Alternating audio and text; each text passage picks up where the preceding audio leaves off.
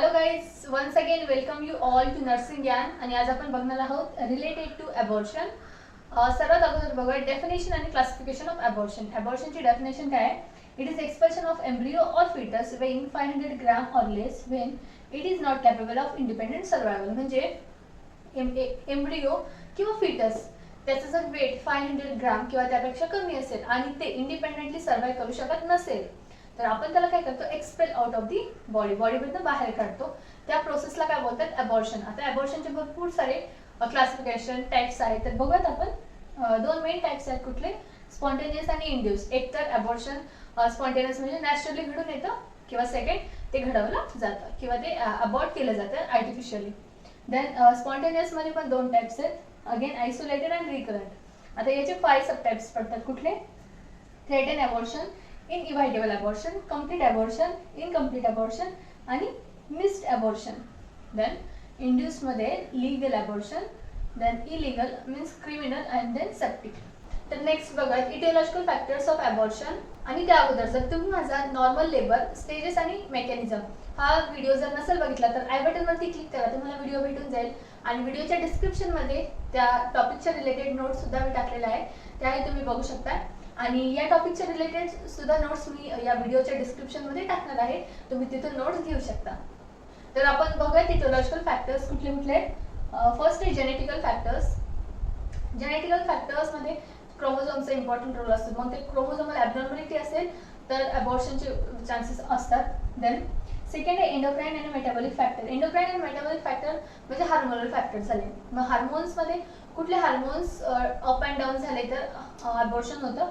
तर बघा ल्युटियल phase defect म्हणजे जे प्रोजेस्टेरॉन हार्मोन आहे त्याचं जर सिक्रेशन कमी झालं तर काय होतात?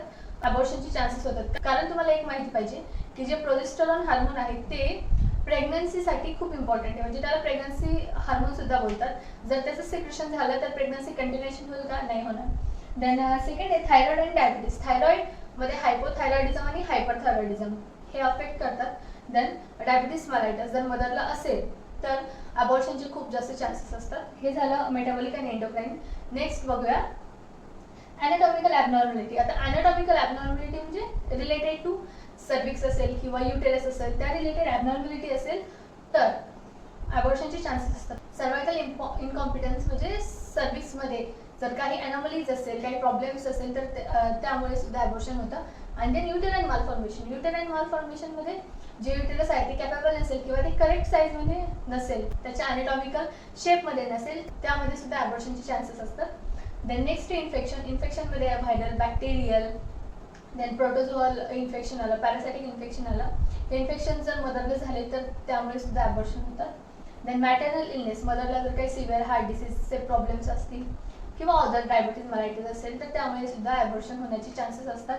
देन नेक्स्ट आहे ड्रग्स. जर मदर ड्रग्स घेत असेल त्यामुळे सुद्धा अबॉर्शन खूप जास्त प्रमाणामध्ये होतं. Then premature rupture of membrane. Actually जे मेम्ब्रेन आहे ते रप्चर कधी होतं? जेव्हा ॲक्च्युली डिलिव्हरी होते तेव्हा. पण ते मेम्ब्रेन जर अगोदरच रप्चर झालं तर त्या मेम्ब्रेनमधली त्या सॅकमधलं ॲमनिओटिक फ्लुइड ते सगळं काय होणार आहे? बाहेर जाणार आहे. ॲमनिओटिक फ्लुइडच नसेल तर आतमध्ये जर फीट असेल ते सर्वाइव्ह करणार आहे का? नाही. सो मग ते प्रीमॅच्युअरली रप्चर झालं, डिलिव्हरीच्या अगोदरच रप्चर झालं तरी सुद्धा अबॉर्शनचे खूप जास्त चान्सेस असतात. तर हे झाले इटिओलॉजिकल फॅक्टर्स. आणि अजून एक महत्त्वाचं, हे जे इटिओलॉजिकल फॅक्टर्स आहेत ते आपण क्लासिफिकेशन बघितले अबॉर्शनचे, त्या प्रत्येक टाइप्समध्ये हे इटिओलॉजिकल फॅक्टर्स सेम असतात. त्यामुळे स्पेसिफिक टाइप्स सांगताना इटिओलॉजिकल फॅक्टर्स सांगणार नाही. हे जे इटिओलॉजिकल फॅक्टर्स आहेत ते सगळीकडे सेम राहणार आहे. फर्स्ट टाइप आहे थ्रेटन अबॉर्शन. डेफिनेशन बघा थ्रेटन अबॉर्शनची. Abortion process started and recovery is possible. Abortion just start झालंय, तुम्ही त्याला कंट्रोल सुद्धा करू शकता with the help of doctor and hospitalisation and proper treatment. Then clinical features बघा. आता अबॉर्शनची प्रोसेस जस्ट स्टार्ट झाली म्हटल्यावरती ब्लीडिंग कशी असणार आहे? ब्राईट रेड कलरमध्ये स्लाइट म्हणजे थोडी थोडी ब्लीडिंग येते पर व्हिजायनली. देन ब्लीडिंग कशी असते? पेनलेस असते. देन याच्यात कुठल्याही प्रकारचं पेन होत नाही, फक्त थोडंसं माइल्ड बॅक पेन होतं. आणि लो इम्प्लांटेशन ऑफ प्लासेंटा. जेव्हा सोनोग्राफी करतात त्याच्यामध्ये USG मध्ये काय दिसतं की प्लासेंटाचं इम्प्लांटेशन कुठे? खालच्या साईडला इम्प्लांटेशन आहे. देन इन्व्हेस्टिगेशनमध्ये नॉर्मल इन्व्हेस्टिगेशन जितके रुटीन आहे तितकी करतात. ब्लड करतात, ब्लडचं इन्व्हेस्टिगेशन, त्याच्यामध्ये हिमोग्लोबिन बघतात. देन ABO आणि ILH ग्रुपिंग हे कंपल्सरी सगळ्या अबॉर्शनमध्ये केलं जातं. आणि सोनोग्राफी मस्ट आहे, सोनोग्राफी थ्रूच कळणार आहे आपल्याला की युटेरसमध्ये काय चेंजेस झाले, ॲक्च्युली काय प्रॉब्लेम आहे. सो हे झालं इन्व्हेस्टिगेशन. आणि लास्ट बघू ट्रीटमेंट. तर ट्रीटमेंट पण याच्यामध्ये जास्त नाही, फक्त याच्यामध्ये काय होतं, थोडंसं बॅक पेन होतं, मग त्यासाठी सिडेटिव्ह दिले जातात. कुठले? फेनोबार्बिटॉल आणि डायझेपाम. आणि जस्ट ॲबॉर्शन प्रोसेस स्टार्ट झाली, मग ती स्टॉप करण्यासाठी किंवा त्याला ट्रीट करण्यासाठी ती जी वुमन आहे किंवा मदर आहे तिने काय करायला पाहिजे, स्ट्रिक्टली त्याला बेड रेस्ट सांगतात आणि बिलकुल ॲक्टिव्हिटी करू देत नाही, म्हणजे रेस्ट्रिक्शन ऑफ ॲक्टिव्हिटी असतात. तर अशा प्रकारे थ्रेटन ॲबॉर्शन खूप सिंपल आहे. थ्रेटन म्हणजे एकच लक्षात ठेवायचे की ॲबॉर्शनची प्रोसेस जस्ट स्टार्ट झाली आहे आणि त्याची रिकव्हरी पॉसिबल आहे. आणि याच्यामध्ये स्लाइट ब्लिडिंग होते आणि थोडंसं माइल्ड बॅक पेन होतं. आणि USG मध्ये काय दिसतं की जो प्लासेंटा आहे तो लो इम्प्लांटेशन झाला आहे. आणि ट्रीटमेंट काय, बेड रेस्ट आणि थोडेसे सिडेटिव्हज देतात. The second type of abortion is inevitable abortion. याची डेफिनेशन बघूया. Abortion process progressed to that stage from where continuation of pregnancy is impossible.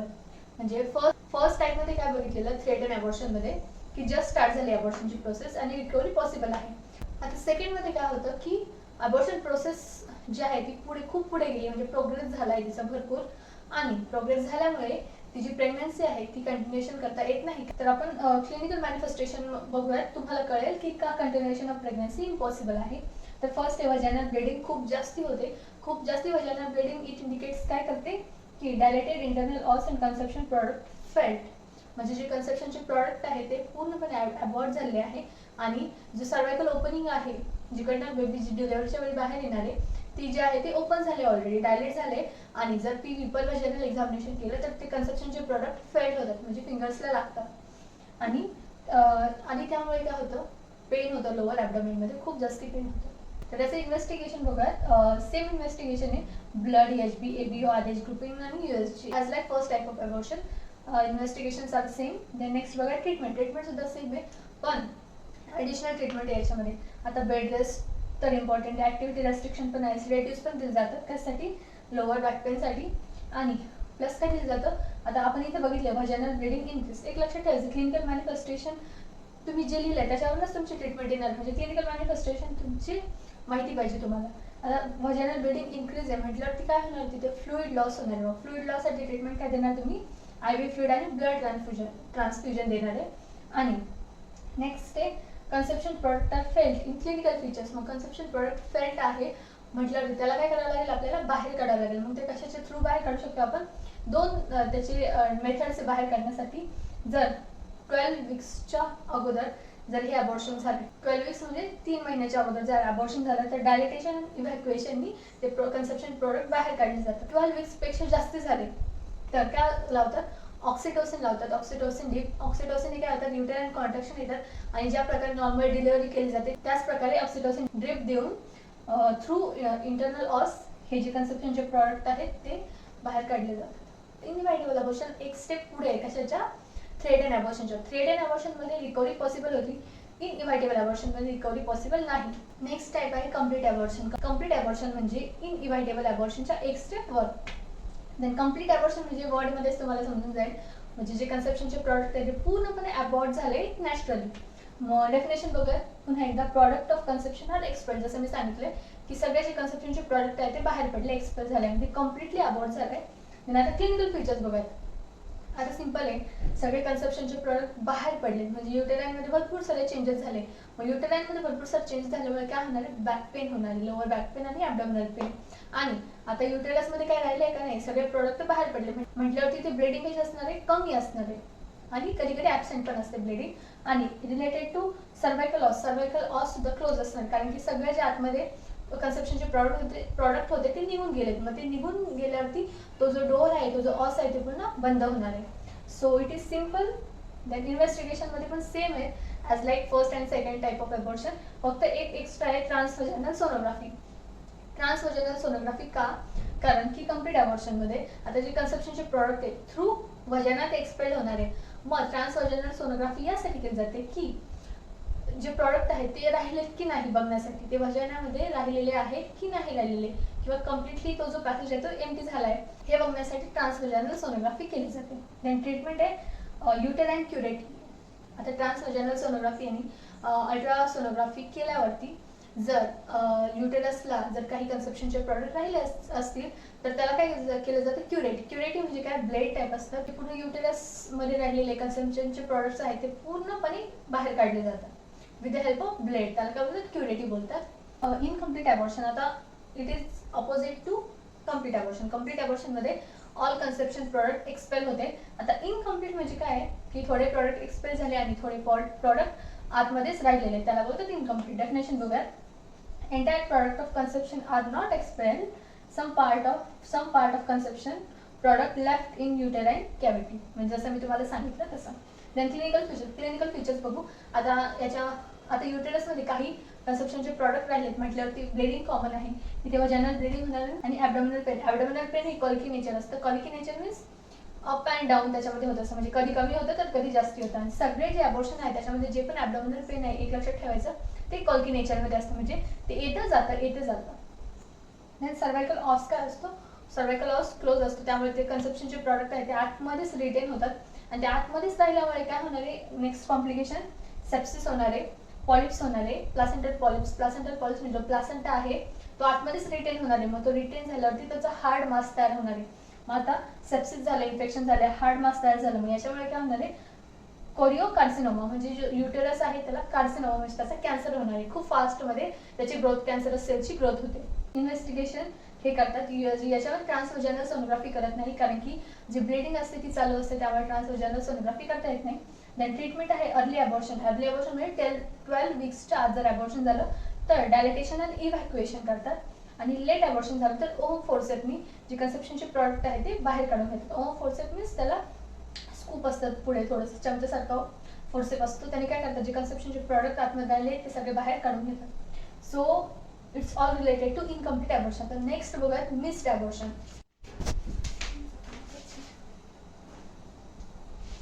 The next type आहे अबॉर्शनचा मिस्ड अबॉर्शन. मिस्ड अबॉर्शनची definition काय, fetus dead inside and retain in uterus in valuable period.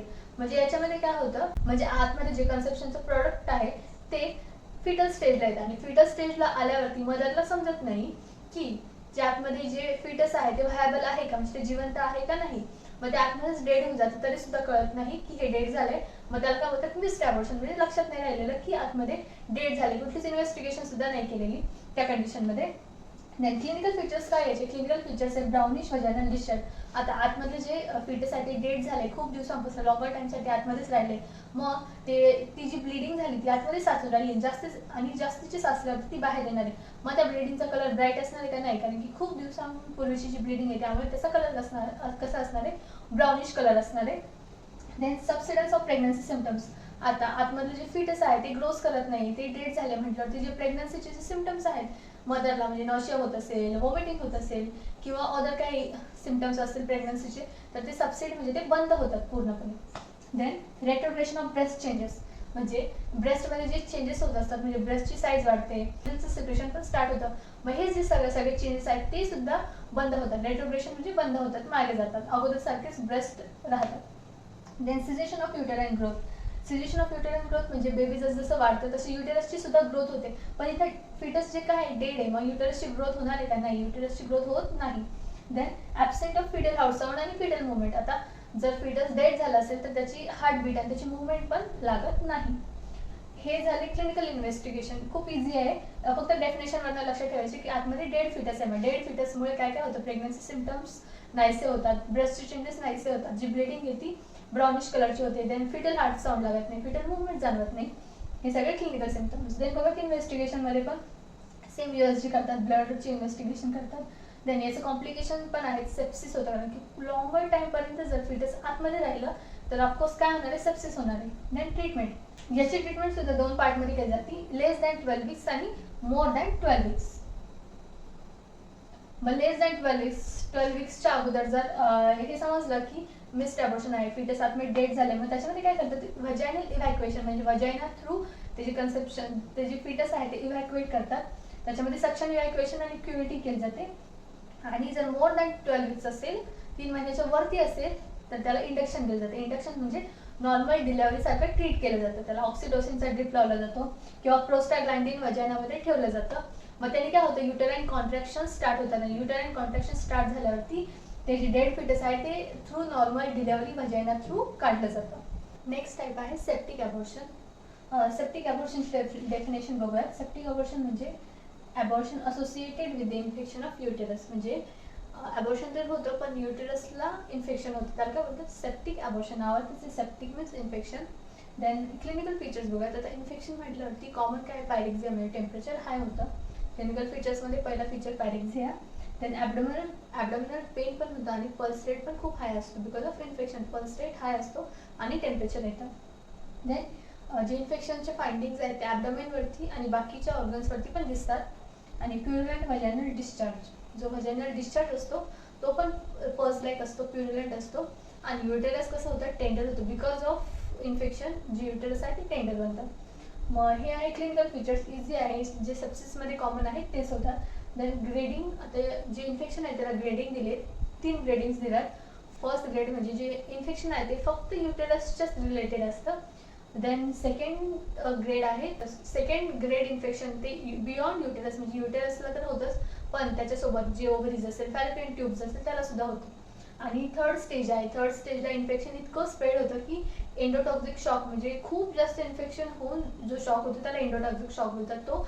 आणि renal failure सुद्धा होतं. मग आपण इन्व्हेस्टिगेशनमध्ये बघूयात. इन्व्हेस्टिगेशनमध्ये नॉर्मल काय करणारे, ब्लड करणारे, देन USG करणारे.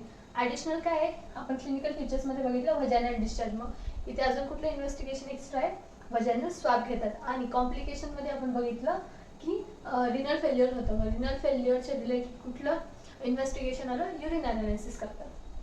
हे झालं इन्व्हेस्टिगेशन. खूप इझी आहे, फक्त क्लिनिकल फीचर्स आणि ग्रेडिंग्स लक्षात ठेवायची. त्यानुसार इन्व्हेस्टिगेशन असेल. कॉम्प्लिकेशन. आता कॉम्प्लिकेशन काय काय होतात, इमिडिएट म्हणजे लगेच जे कॉम्प्लिकेशन दिसतात त्याच्यामध्ये पेरिटोनायटिस, पेरिटोनियम जो असतो ॲबडॉमिनलला तर त्याला इन्फेक्शन होतं. देन थ्रोम्बोफ्लिवायटिस. थ्रोम्बोफ्लिवायटिस म्हणजे ज्या वेन्स आहेत वेन्सच्या वॉल त्याला सुद्धा इन्फेक्शन होतं. Then endotoxic shock. Endotoxic shock म्हणजे मी वरती सांगितलं की खूप सारं इन्फेक्शन झालं, खूप जास्ती सेप्सिस झालं बॉडीमध्ये तर एंडोटॉक्सिक शॉक डेव्हलप होतं. आणि रेनल फेल्युअर. रेनल फेल्युअर हे ग्रेडिंगमध्ये येतं आपल्याला, ते सुद्धा एक खूप मेजर कॉम्प्लिकेशन आहे. आणि रिमोट म्हणजे लॉंग टाईमसाठी जे असतात कॉम्प्लिकेशन त्याच्यामध्ये क्रोनिक पेल्विक पेन, पेरिटोनायटिस होतं म्हटल्यावरती पेल्विक पेन होणार. Then ectopic pregnancy. आता युटेरसला काय झालंय, सेप्सिस झालंय म्हणजे जी प्रेग्नन्सी इम्प्लांटेशन आहे ती युटेरसमध्ये होणार का नाही, आउट ऑफ दी युटेरस होणार, त्याला काय म्हणतात ectopic pregnancy. Then tubal blockage सुद्धा होतं बिकॉज ऑफ इन्फेक्शन.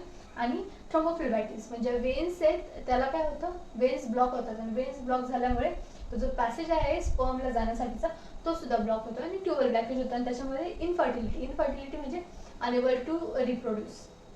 तर हे झाले सेप्टिक ॲबॉर्शनचे इन डिटेल. आता याच्यात ट्रीटमेंट राहिली. ट्रीटमेंट इझी आहे. आता इन्फेक्शन झालं म्हटल्यावरती ट्रीटमेंट काय देणार, अँटीबायोटिक. पेन होते म्हटल्यावरती ट्रीटमेंट काय असणार आहे, सिडेटिव्ह. आणि यात एक सर्जरी होते ती म्हणजे कॉल्पोटॉमी. कॉल्पोटॉमी म्हणजे काय, जो वजायना आहे वजायनाला इन्सिजन घेतलं जातं आणि जो पण डिस्चार्ज असेल, जे पण ब्लॉकेज असेल ते रिमूव्ह केलं जातं. आता नेक्स्ट आणि लास्ट बघूयात आपण रिकरंट ॲबॉर्शन. तर डेफिनेशन बघूयात. Sequence of 3 or more consecutive spontaneous abortion before 20 weeks.